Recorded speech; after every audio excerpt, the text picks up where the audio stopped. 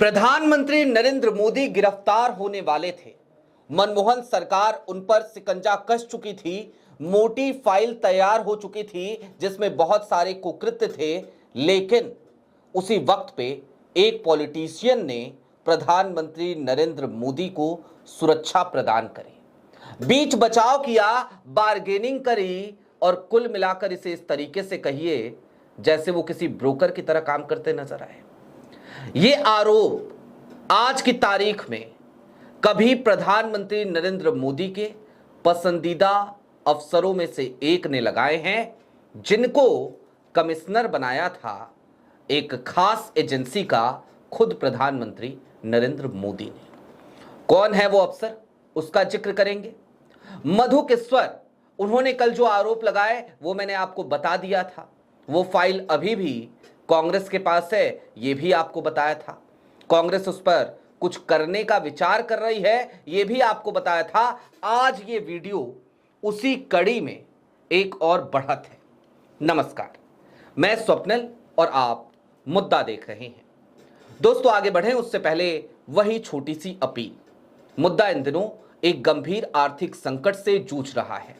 एक तरफ हमारे मेन बैंक अकाउंट्स लंबे समय से फ्रीज चल रहे हैं, तो दूसरी तरफ हमारे 2.5 साल पुराने चैनल को हमसे लंबे समय तक छीन कर रखा गया था। ऐसे में डे टू डे ऑपरेशंस में मुद्दा को काफी मुश्किलों का सामना करना पड़ता है।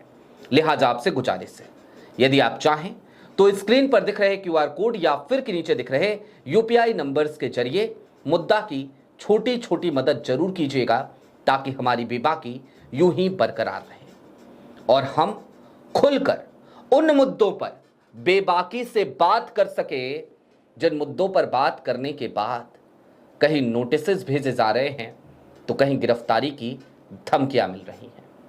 खैर, अब आगे बढ़ते हैं। दोस्तों, एक अफसर रहे, एक्स आईपीएस हैं, उन्होंने ट्विटर पर एक बड़ा खतरनाक खुलासा किया है, जो अब एक्स हो गया है एलन मस्क साहब का।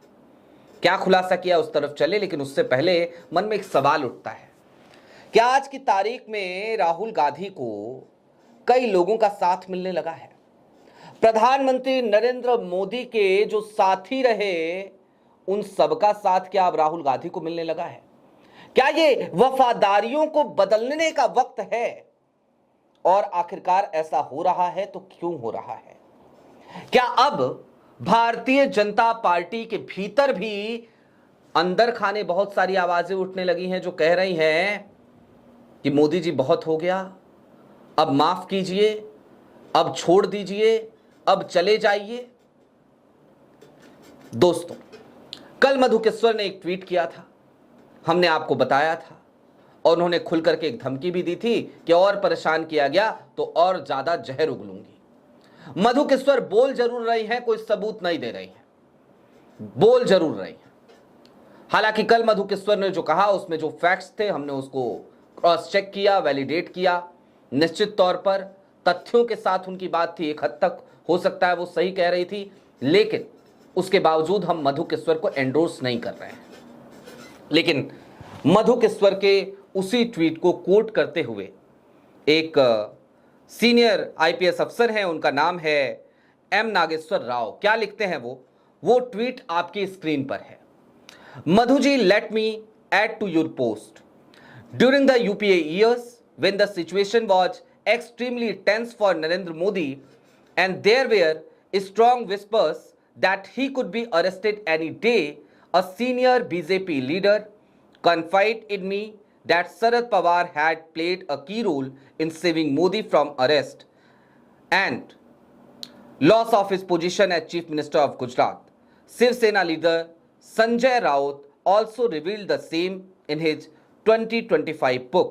No wonder Modi repaid the gratitude by confirming the Padma Vibhushan on Sharad Pawar in 2017. बड़ी बात। एम नागेश्वर राव, और कौन है एम नागेश्वर राव? सबसे पहले जरा इनकी प्रोफाइल आप देख लीजिए।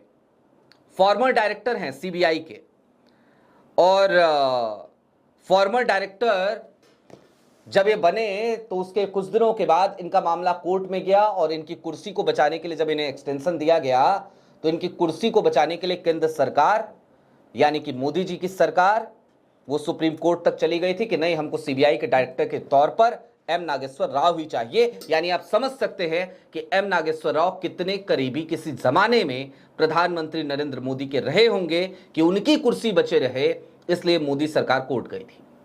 अब एम नागेश्वर राव ने क्या कहा? उन्होंने सीधे तौर पे कहा, मधु किश्वर की बात को एंडोर्स करते हुए, मैं फिर दोहरा रहा हूं, हम मधु किश्वर जी की बात को एंडोर्स नहीं कर रहे हैं, और नहीं कर रहे हैं तो उसके पीछे कारण है भैया, सीधी बात, बिना लाग लपेट के कह रहा हूं, कारण है नहीं करने का। क्यों करें एंडोर्स? मधु किश्वर जो लगातार आरती की थाली लेकर के जय मोदी, जय जय मोदी, हर हर मोदी, घर घर मोदी कर रही थी लंबे समय तक, अचानक से उनके विचार बदल गए क्या? अचानक से हो गया सब? लगता तो नहीं है। यानी कुछ खटपट हुई होगी, कोई बात नहीं बनी होगी, कुछ चाहिए होगा वो नहीं मिला होगा, तो अब कुछ भी बोले जा रही हैं। हम तो ये भी मान के चलने को तैयार हैं। और अगर आपके पास मधु किश्वर जी सबूत हैं तो ले आइए, ला करके रखिए ना, रखिए सामने। लेकिन हां, सवाल इसका मतलब यह नहीं है कि उनके उठाए हुए सवाल बेमानी हो जाते हैं। सुब्रमण्यम स्वामी भारतीय जनता पार्टी के नेता हैं, यशवंत सिन्हा भारतीय जनता पार्टी के नेता हैं। लगातार ये लोग मोदी सरकार के खिलाफ बहुत कुछ बोलते हैं। सुब्रमण्यम स्वामी ने तो हदें पार कर रखी हैं। मोदी की ये फाइल है, मोदी के खिलाफ ये सबूत है, मोदी इसलिए ब्लैकमेल हो रहे हैं, मोदी उसलिए ब्लैकमेल हो रहे हैं, मोदी जी का चीन में ये है, मोदी जी का अमेरिका में वो है। अरे है तो लेके आओ तो भाई, सबूत घर पे किस लिए रखे हो? एक का दो हो जाएगा, दो का चार हो जाएगा, क्या हो जाएगा उन सबूतों का? नहीं, सबूत नहीं दिखाएंगे हम, कागज नहीं दिखाएंगे हम, सिर्फ चिल्लाएंगे। लेकिन सवाल फिर मोदी सरकार पे भी उठता है कि आप ही के लोग हैं, इस तरीके से मोदी जी को परेशान कर रहे हैं, बदनाम कर रहे हैं। तो अगर झूठा बदनाम कर रहे हैं तो इनके ऊपर केस करो भैया। काहे को सुब्रमण्यम स्वामी बाहर घूम रहे हैं? करो केस, भेजो अंदर। ऐसा क्या है स्वामी जी के पास? क्या आपको डर लगता है उनको जेल भेजने में या उनके ऊपर कोई मुकदमा दर्ज करवाने में? यह सवाल मोदी जी से भी है।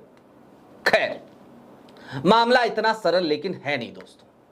अब एम नागेश्वर राव ने क्या कहा, जरा अंग्रेजी में मैंने वो ट्वीट पढ़ा, आप हिंदी में समझ लीजिए। उन्होंने कहा कि भाई, जो मधु किश्वर ने कहा उसी बात को आगे बढ़ाते हो कि भाई फाइल उल तैयार तो थी, और मनमोहन सरकार के समय में किसी भी वक्त, किसी भी दिन तात्कालीन गुजरात के मुख्यमंत्री यानी कि नरेंद्र मोदी की गिरफ्तारी हो सकती थी, और ऐसे में मोदी जी की गिरफ्तारी ना हो, इसके लिए भारतीय जनता पार्टी के एक नेता ने शरद पवार से संपर्क किया और शरद पवार ने बीच बचाव किया, जिसकी वजह से प्रधानमंत्री नरेंद्र मोदी, जो उस वक्त गुजरात के मुख्यमंत्री थे, उनकी गिरफ्तारी नहीं हुई, उनको राहत मिली और वो सुकून के साथ मुख्यमंत्री के पद पर कार्यरत रह सके, उनकी कुर्सी बची।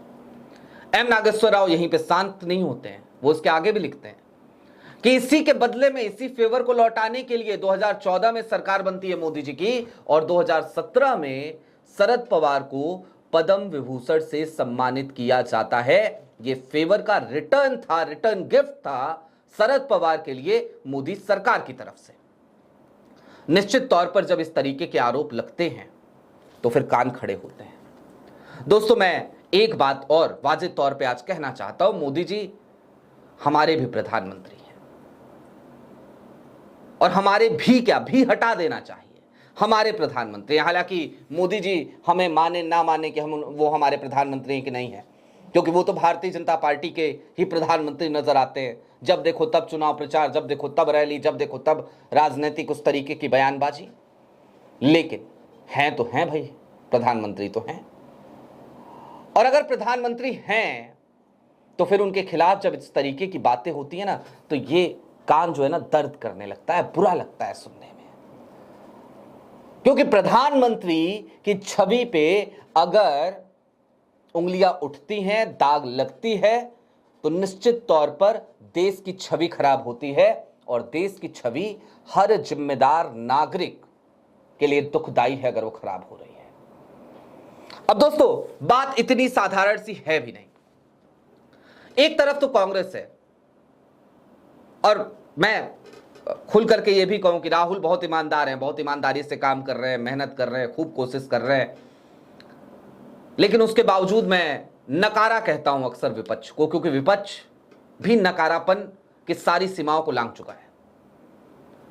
एप्स्टीन फाइल में जितना नाम आया ना, इस मसले पर जगह जगह पर प्रेस कॉन्फ्रेंसेस करनी चाहिए थी, मैं बार बार कह रहा हूं कांग्रेस से, लेकिन कांग्रेस नहीं कर पा रही, अपने में ही उलझी है। 5 राज्यों के चुनाव हैं तो लगी पड़ी है लुटिया डुबाने में।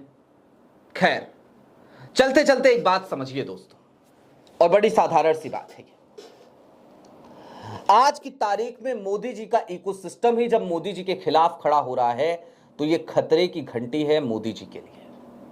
और मोदी जी की जो चाहत है, जो लोग बताते हैं, सूत्रों के हवाले से जो छन छन के चीजें आती हैं, या सियासी पंडित जो बहुत कुछ कहते हैं और सब पब्लिक डोमेन में कहते हैं, अब तो वो ये है कि मोदी जी बहुत दिनों तक अब कुर्सी पर नहीं रहना चाहते हैं। वो चाहते हैं कि भाई 2027 आ जाए, राष्ट्रपति पद का चुनाव हो, मैं उस पद पे चला जाऊं ताकि मुझे एक सेफ एग्जिट मिल जाए। और जब सियासी गलियारे में ये बात होती है, या कोई सियासी पंडित ये कहता है, या फिर दबी जुबान में कोई कह रहा होता है, तो फिर संशय और पैदा होता है कि भाई क्या है ऐसा, क्यों आपको सेफ एग्जिट चाहिए? किसी भी उत्तराधिकारी को अपनी कुर्सी दीजिए, आप ही की सरकार रहेगी, आपके सानिध्य में काम होगा। आपने वो बना तो रखा है मार्गदर्शक मंडल, भारतीय जनता पार्टी की वेबसाइट पे जाते हैं हम तो आपकी तस्वीर भी उसमें दिखती है, मतलब अटल आडवाणी जी दिखते हैं, मुरली मनोहर जोशी साहब दिखते हैं, आप दिखते हैं उसमें, और राजनाथ सिंह दिखते हैं। तो 4 लोग तो हैं मार्गदर्शक मंडल में। आप पहले से हैं मोदी जी, तो अपना कोई उत्तराधिकारी बिठाइए। अब आखिरी बात, वीडियो थोड़ी लंबी शायद हो जाएगी, लेकिन आखिरी बात वो भी करना जरूरी है। मुसीबतें आती है ना तो चारों तरफ से आ रही होती है। अब देखिए ना, एप्स्टीन फाइल का भूत, उसके बाद से मधु किश्वर जैसे लोगों का बयान, यूजीसी के मुद्दे पर अभी भी जो अंधभक्त थे उनका गुस्सा ठंडा नहीं हो पा रहा है, और इन सब के बीच एम नागेश्वर जैसे लोग ये और ज्यादा बयानबाजी कर दे रहे हैं। दूसरी तरफ मोदी जी का खुद का इकोसिस्टम, वो उनको अलग थलग छोड़ने पर एकदम उतारू हो चला है कि भैया छोड़ दो, जाने दो, अब डूबती नाव पे क्या सवारी करनी। वो कहते हैं ना कि जब जहाज डूबता है तो सबसे पहले चूहे कूद कर भागते हैं, तो वो हाल पैदा कर दिया गया है। तो इन तमाम स्थितियों के मद्देनजर ये बात समझी जा सकती है कि आज मोदी जी के लिए सिचुएशंस बहुत ज्यादा अच्छी नहीं है, हालात बहुत ज्यादा खराब हैं, और इन खराब हालातों में प्रधानमंत्री नरेंद्र मोदी हर दिन शायद इसी टेंशन में जी रहे होंगे कि आगे आने वाला दिन किस तरीके की चुनौतियां लेकर आएगा। आपकी क्या राय है वो हमें कमेंट बॉक्स में जरूर बताइएगा। अभी के लिए दीजिए इजाजत, चलते चलते फिर वही अपील, चैनल पे नए हों तो सब्सक्राइब करते हुए जाइएगा, सक्षम हो तो छोटी छोटी मदद मुद्दा की जरूर कीजिएगा, ताकि हमारी बेबाकी यूं ही बरकरार रहे। बहुत शुक्रिया।